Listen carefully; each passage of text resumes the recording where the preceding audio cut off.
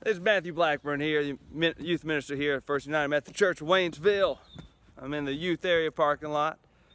Even though we're not able to meet in person, there's still a lot of things happening on down here. One, Ray and Angela and the whole crew are fixing up the youth area, making a spick and span for us when we get able to come back together and gather.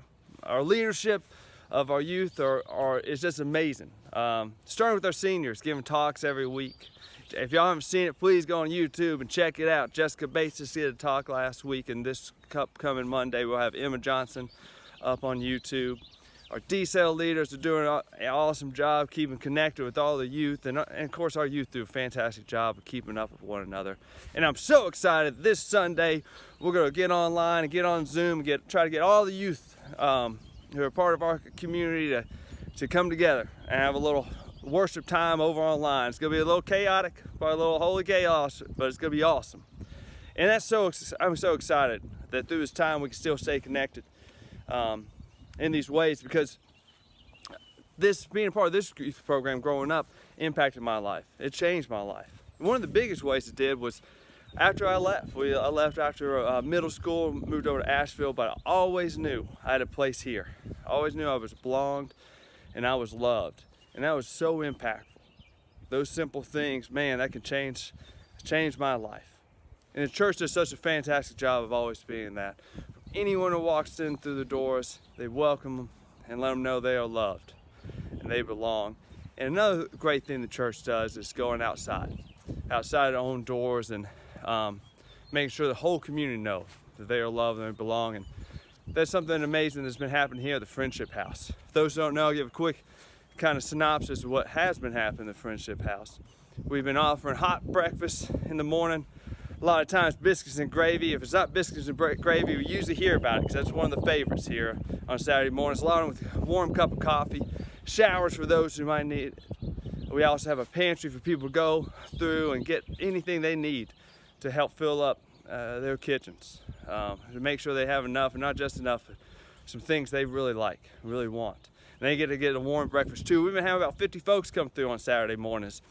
It's been an unbelievable amount of fellowship, and that's been some of the best parts, sitting around the table, hearing about people's weeks, making those connections with folks in our community. And so, of course, we had to transition how that Saturday looked. We're still able to offer showers, a little bit limited. We're still able to offer food, but instead of people walking through our pantry, we're meeting them by the road, giving them boxes, and instead of having a sit-down warm breakfast, we're still having warm breakfasts to go, still having some cup of coffees to go. We're also providing lunch and some treats to get them through the night. Some extra food to kind of get them through, and it's getting prepared by Open Door, and they're getting their food from Mountain Projects, and it's awesome. Awesome, the whole community looking out and making sure they know that folks in this community belong. They are loved. But our first Saturday doing this, as you can imagine, we're a little bit nervous. We didn't have all the volunteers we normally do to kind of limit our numbers.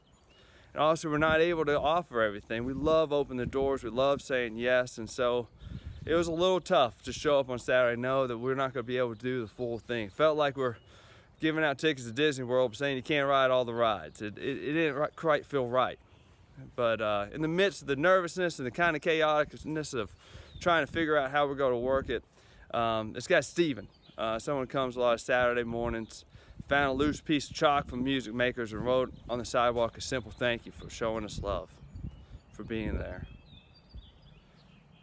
I hope you all know you're a part of a church that's constantly showing love, and it's felt through the community, it felt through the youth, and it's felt through me and my family. Thank y'all for being the church and showing love.